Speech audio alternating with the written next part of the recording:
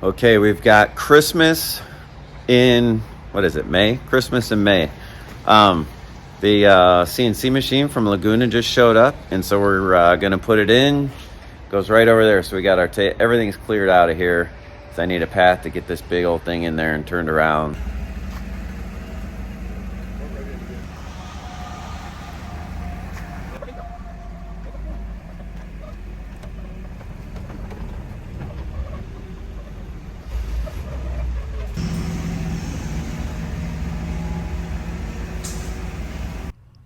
Okay, here's the unit in all its glory, just the way it's shipped, with the control panel up on top of it, and then that's the vacuum pump in the back.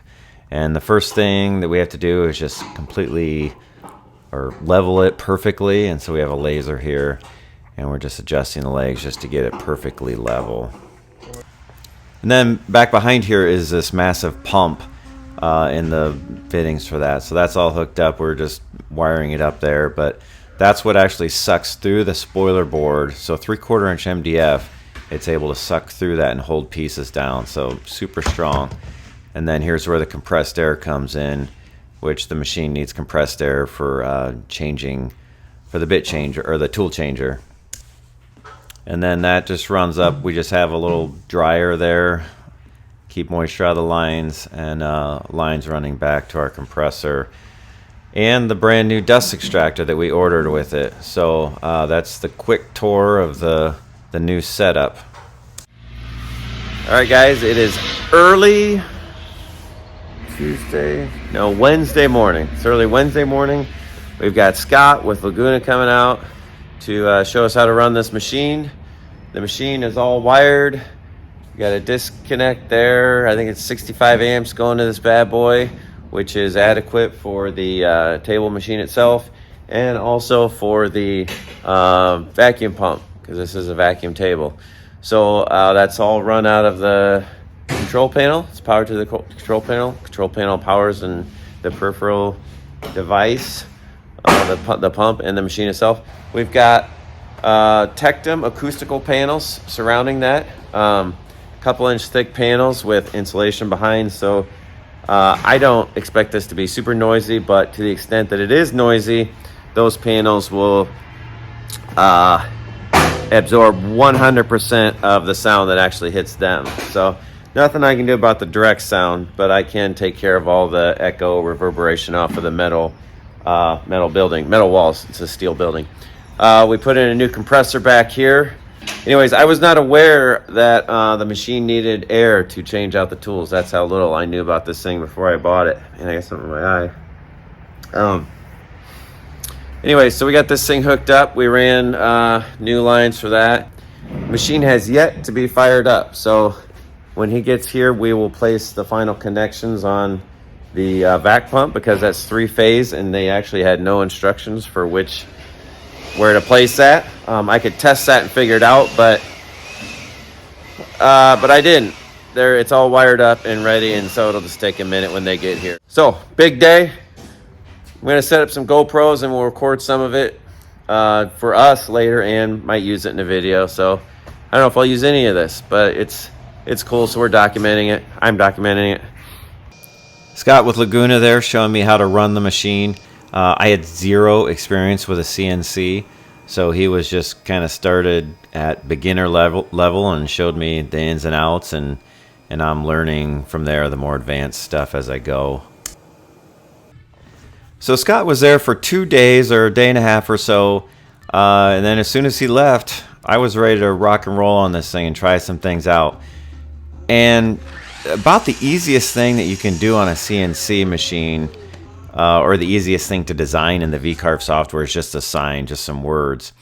And so here I just took some walnut boards, joined them together, and then my plan was to try out a couple signs for a lake house. And so what I did, I painted this one white, thinking that after the machine cut out the letters, that the tops of the letters would be white, and then it'd be the natural walnut inside. And it was a pretty good test. Here you can see it running. There it is, without finish. So yeah, it turned out really good. successful test. There were some imperfections that you can't really see on here that I learned from. Then I did the same thing here with a blue piece of plywood, Baltic birch plywood, so you can see all the layers in there. Go jump in the lake sign. And a little different technique, but this one turned out really good too. So my first two tests went off pretty good. But what I really wanted to do was make these Baltic birch cabinets. So laminate, plywood cabinets. I've made these before by hand without a CNC. In fact, I have a couple videos on that, and I really like that type of joinery and cabinetry. And so that's something that I want to test out right away. So I drew up the components for this cabinet in V-carve and had the machine cut all the kerfs where it would fit together and cut them out. And so you'll see in the next little video here, I show it how it turned out. I want to show you something really cool. Let me bring it over.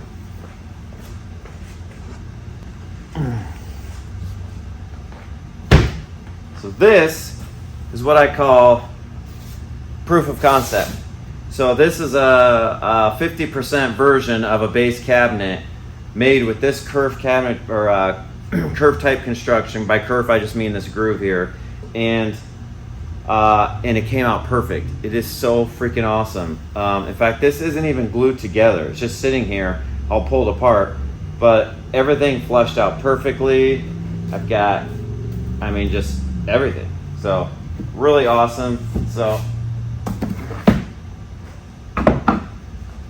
like I said, it's not even glued together. So I drew the program, made these grooves, and it's just beautiful. So so what that means is I can drop a whole kitchen or whatever it is, and the machine can take weeks of labor. I mean, it's crazy. So it's a lot more front loaded with me being like, I mean, my drawings are accurate, but as far as having to, so now I will likely draw these things in SketchUp, and then I've got to translate them into V-carve, which is a program that runs the machine. So I'm still learning how to do that kind of thing, but I'm learning pretty fast.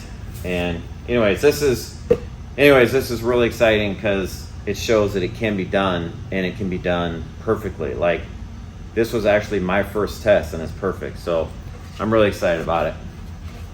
So I'm just going to do like speed dating through the rest of this video and just show you some of the little stuff I've been working on and what's possible and coming up. So here's just me cutting out some different Tesla logos. It's almost like signage. It's a very easy thing to test and try out. So something else I did early on was draw up these cornhole boards. So four cornhole boards. And yeah, my voice doesn't go with that. I'm just voicing over. But cut those out and etch them out to pour epoxy in the etchings and actually around the perimeter and around the rim of the hole, which actually turned out to be quite difficult. Okay, here is, I think, literally my first experience with pouring epoxy. And like I alluded to, I struggled with parts of this pour, and maybe I'll do a video about it later to detail that. But the end product turned out really good. So here I am. I had this pink color that I was pouring, and it goes with the logo of this charity that we were donating the boards to. And then the black. So we wanted it to look just like their branding. So skipping all of the crap that I went through, this is the end product, which actually looks really awesome.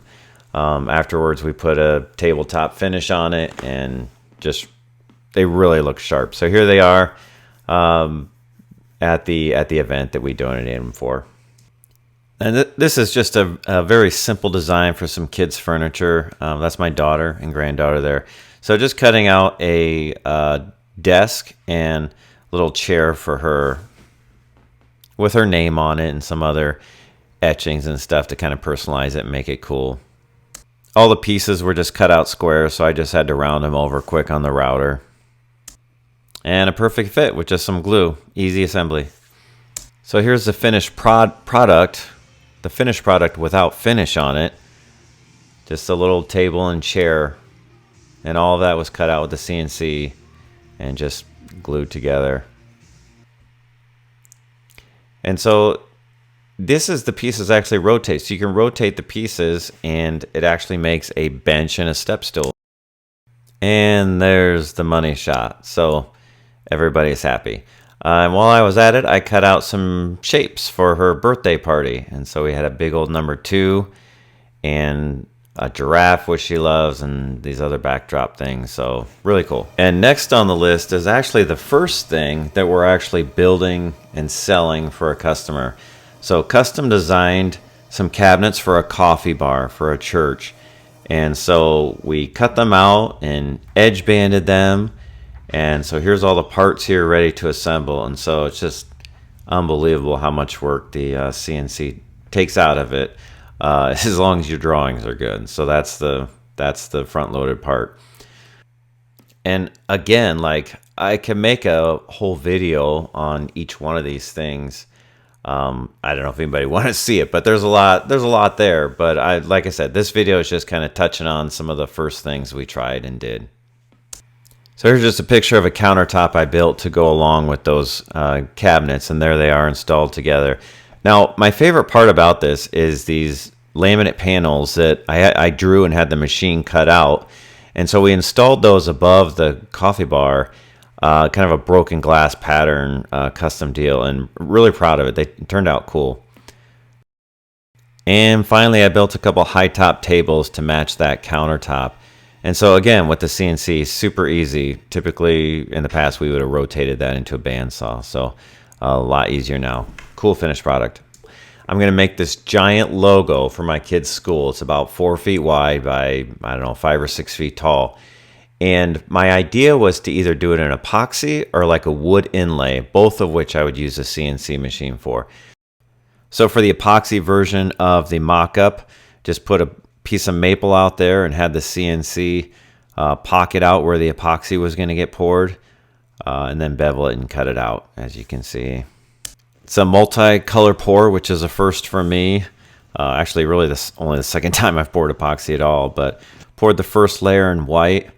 Turned out pretty stunning, actually, really cool. Then just ran the program, the second phase of the program, and had the CNC cut out wherever the green color was going to go on the logo. And that worked really well. Real clean lines. So I'm mixing in the green color into the epoxy for the second pour, the green part. It's really cool. It's really mesmerizing actually mixing it up and watching it all blend together. Got a little fast with the drill there. So yeah, I know epoxy is the big thing, actually been the big thing. I'm late to the trend. But there's a reason. It's really fun to work with and you can do some cool stuff. So I'm enjoying it. One thing I realized pretty quick was that I needed something better to pour with in little spots. And so that's like a ketchup bottle from Hobby Lobby, which worked really good. So this epoxy thing turned out freaking amazing. It really looked awesome, especially for just a mock-up. So then my second test was, my idea was to inlay maple into walnut for that contrast and do it just one in total, just wood. So CNC'd out the pocket, CNC'd out the insert, and it fit perfect. So it was, obviously I had to have a CNC to do that, but glued it in and then pounded it in, planed off the rest. And so these are the two finished products that I presented to the school to see which one they wanted. And so we are moving forward with the epoxy. The wood one almost looked fake. It was so perfect, it almost looked like fake wood. Incidentally, at the time of making this video, I just started the big one here. So you can see I got a bunch of large maple boards joined together. And I'm doing the first pour, which is white again. So hopefully the big one turns out as good or better than the small one. But I will have to update you guys on how this turned out. Like I said, I just poured this today, and it's curing right now. Another thing that I had a lot of fun with was, this is a pickleball trophy, and you can kind of see my skills moving along here, I hope, but that's full 3D modeling now, and I drew the model, I wrote the program that cut it out, and so it turned out great. So that's my maple, that's cut out of a chunk of maple, that's my test, and I stained it and finished it, and then liked it enough that I did the final one out of walnut, which was the plan. But actually the first one turned out so good that we ended up using that also, and we used both trophies. But that's the beauty of CNC. Once you have it drawn and written program wise, you can just do it all day long. You can cut 100 of these and never have to do it again. So there's the finished product. It's really cool, a unique product. The last one I'll show you on this video is this commercial kitchen. Here's some before and after pictures. Those are all laminate particle board, commercial grade cabinets. I drew all of the parts myself. This is not some program that kicks out parts. So I drew them all, we cut them all and assembled them. Everything is custom and just gorgeous, fits awesome. Big, deep pantry units. So big I had to make custom carts for some of those units. But really proud of it because of the way it turned out, and the CNC just really enabled us to take this next level.